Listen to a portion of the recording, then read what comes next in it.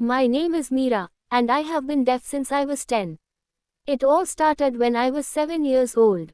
A rare ear disease gradually took away my hearing. My parents, Ravi and Sunita, tried everything: surgeries, treatments, therapies, and even consulting specialists in other cities. But nothing worked. By the time I turned 10, I had completely lost my hearing. Adjusting to my new reality wasn't easy. I had to leave my old school and join one for children with hearing or vision impairments. I learned sign language and lip reading, but I felt completely alone. My life seemed so dark, so silent. I missed hearing birds chirping, my mother's lullabies, and the melodies of music. One day, during a particularly bad moment at school, I found myself crying alone in the corner of the playground. That's when my classmate Riya approached me. She, too, was hearing impaired but always seemed cheerful. She gently touched my shoulder and signed, "Don't cry. I have something that might cheer you up." From her pocket, she pulled out a small hearing aid. "This is a very powerful one," she signed. "Try it." I was hesitant, unsure if it would work. But I figured I had nothing to lose. When I put it on, the world burst into life. I could hear the rustling of leaves, distant laughter, and even Riya's voice. It was nothing short of a miracle. Tears streamed down my face, but this time, they were tears of joy. "Keep it for a while," Riya said. "It might make you feel better." I hesitated but eventually agreed. When I went home that evening, I decided not to tell my parents about it. I didn't trust them completely, and I wanted to see if they had hidden something like this from me. That night, as I sat in my room, I heard something I hadn't in years: my parents arguing.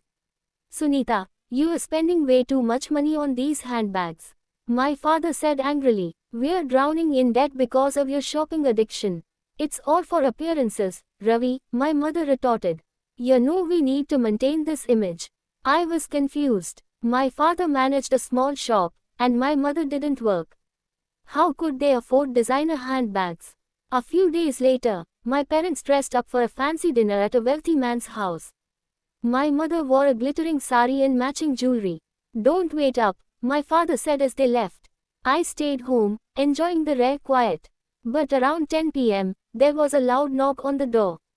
I froze. When I peeked through the peephole, I saw a distressed woman standing outside. "Meera, open the door, they're after me," she shouted. Every instinct told me not to open the door, but curiosity got the better of me. I grabbed my signboard that said, "I can't hear you. I'm deaf," and held it up as I cautiously opened the door. The woman, who introduced herself as Maya, barged in, looking panicked. "Where are your parents?" she asked. She ranted about purses, police, and something about being chased. She looked exhausted, so I guided her to the couch and offered her some tea and snacks. She muttered a quick, "Thanks," before falling asleep.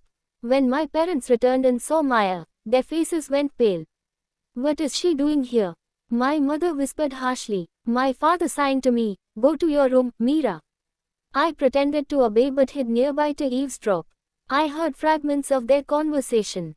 "We can't let her stay here, Ravi," my mother said. "She knows too much. She'll ruin everything." "She's not going anywhere tonight," my father replied.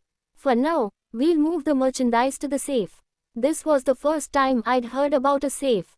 Quietly, I followed them to my father's study. To my shock, my father moved a bookcase aside, revealing a hidden door. He punched in a code, and the door opened, revealing a small room stacked with cash and black bags. "Let's deal with this tomorrow," my mother said. That night, I couldn't sleep. Around 3 a.m., I heard noises coming from the study. I tiptoed downstairs and saw Maya stuffing cash into a backpack. "What are you doing?" I asked. Maya froze. "You can hear," she whispered. "Yes," I admitted cautiously. She gave me a sly smile. "Come here, and I'll explain everything." As I approached, she suddenly pushed me into the safe and slammed the door shut. I screamed and pounded on the door, but it was soundproof. Thankfully, the hearing aid started picking up faint signals. I overheard two men arriving at the house.